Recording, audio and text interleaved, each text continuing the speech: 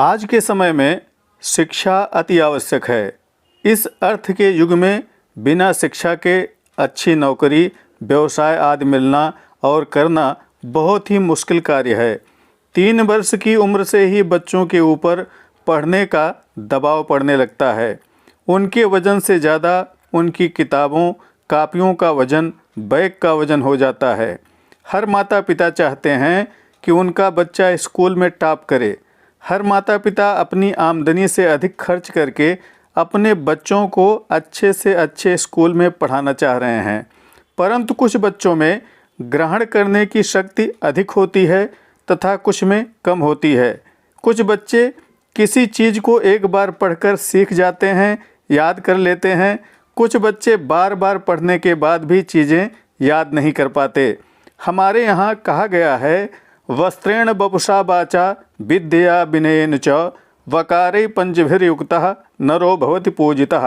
अर्थात योग्य वेशभूषा, वस्त्र इत्यादि, शारीरिक सौष्ठव, वाणी अर्थात संभाषण कला, विद्या और विनय, इन 5 वकार गुणों से युक्त इंसान पूजनीय होता है। इसमें विद्या का स्थान सर्वोपरि है। विद्या, पुत्र, पत्नी और लक्ष्मी, यह चारों हमें हमारे पूर्व जन्म के पुण्य से प्राप्त होते हैं। कहा गया है, पुण्येन जायते विद्या, पुण्येन जायते सुतः, पुण्येन सुंदरी नारी, पुण्येन लभते श्रियम। इसलिए यदि बहुत परिश्रम करने के बाद भी बच्चा पढ़ाई में तेज नहीं हो रहा है तो उसे डांटना पीटना भी नहीं चाहिए। उसके साथ भी सामान्य व्यवहार करना चाहिए। आइए पढ़ने में कमज़ोर बच्चों के लिए कुछ सामान्य जरूरी उपाय, टिप्स के संबंध में बात करते हैं।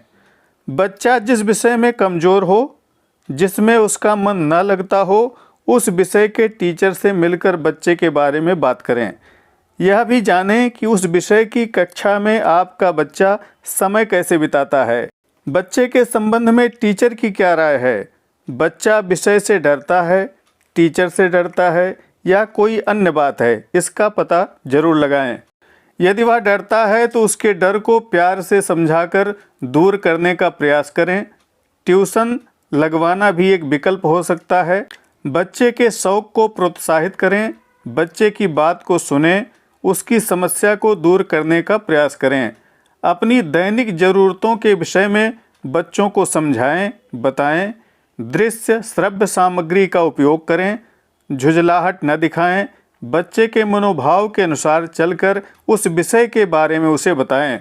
प्रतिदिन के गृह कार्य, स्कूल कार्य को चेक करें। रात्रि में सोते समय बच्चे से बात करें। हल्की फुल्की कहानियाँ, गणित के सवाल आदि पर बात करें। बच्चा आपसे जितना घुल मिल कर रहेगा, अपनी बात को आपसे कहेगा, वह उतना ही अच्छा रहेगा। ऐसी स्थिति न बनने दें कि बच्चा आपसे चीज़ें छुपाने लगे, आपसे डरने लगे, अपनी बात को आपसे कहे ही ना। इन बातों पर पेरेंट्स को अवश्य ध्यान देना चाहिए। ये सारी सामान्य बातें हैं जिनके द्वारा हम अपने बच्चे की पढ़ाई लिखाई के साथ साथ उसकी संगति, मित्र मंडली पर भी ध्यान रख सकते हैं। अब हम कुछ सामान्य वास्तु से संबंधित उपायों के बारे में जानेंगे। भगवान सूर्य को ऊर्जा और प्रगति का सूचक माना जाता है। पठन पाठन, तरक्की, शारीरिक विकास के लिए पढ़ने वाले बच्चों के कमरे में उगते हुए सूर्य की तस्वीर लगानी चाहिए। पढ़ाई का कमरा ऐसा हो जहां बाहरी आवाज़ें ज़्यादा ना आती हों, ज़्यादा खिड़कियां ना हों। टीवी, खेल कूद की वस्तुएं, वीडियो गेम आदि पढ़ाई के कमरे में न रखें। बाहरी रोशनी, सूर्य का प्रकाश आने की समुचित व्यवस्था हो। कमरे का रंग हल्का रखना चाहिए। हल्का पीला, गुलाबी, हल्का हरा रंग या फिर सफ़ेद रंग से पुताई कराना चाहिए। पढ़ाई के रूम में ग्लोब, मैप्स आदि रख सकते हैं। पढ़ने की टेबल पर तांबे का पिरामिड रख सकते हैं। पानी और घड़ी रख सकते हैं। पढ़ाई के रूम में शिव जी की फ़ोटो, गणेश सरस्वती की तस्वीर लगा सकते हैं। मोर पंख लगा सकते हैं। स्फटिक की माला रख सकते हैं। पढ़ाई के रूम में किताबें सही ढंग से रखनी चाहिए। टाइम टेबल अवश्य लगाना चाहिए। प्रतिदिन पढ़ने का समय विषयवार लिखा होना चाहिए। पढ़ने के कमरे में किताबों को पूर्व या उत्तर की दीवार की अलमारी पर रख सकते हैं।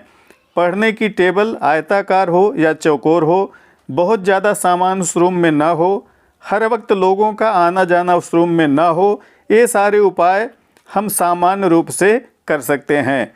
प्रतिदिन बच्चे को स्नान जरूर कराएं।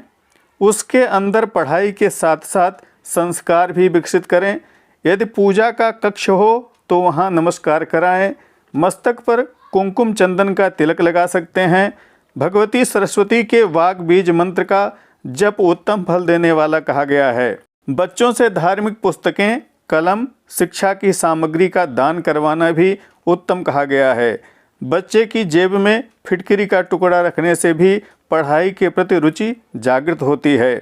पढ़ाई के रूम में छिपकली, तिलचट्टे आदि न हो, इसका जरूर ध्यान रखें। गुग्गुल, कपूर, लोहबान, चंदन की धूप घर एवं पढ़ाई के कक्ष में दिखाना भी उत्तम कहा गया है। ये सारी बातें जो बताई गई हैं, इनका फल मिल भी सकता है, नहीं भी मिल सकता है। इसलिए इनके ऊपर ही निर्भर न रहें। निरंतर अभ्यास सफलता पाने के लिए अत्यंत जरूरी है। कहा गया है, करत करत अभ्यास के जड़मत होय सुजान, रस्सी यावत जातते सिल पर होय निशान। अर्थात रस्सी के निरंतर घर्षण से पत्थर पर भी निशान पड़ जाता है। इसलिए लगातार पढ़ते रहने से, अभ्यास करते रहने से जड़ बुद्धि लोग भी बुद्धिमान बन जाते हैं। आशा है वीडियो आपके लिए उपयोगी होगी। लाइक शेयर के साथ साथ कमेंट करना मत भूलिएगा। प्रामाणिक व्रत पर्व त्योहार, ज्योतिष, वास्तु तथा ग्रह बाधा निवारण संबंधी जानकारियों के लिए बने रहें हमारे साथ। नमस्कार। जय विश्वनाथ।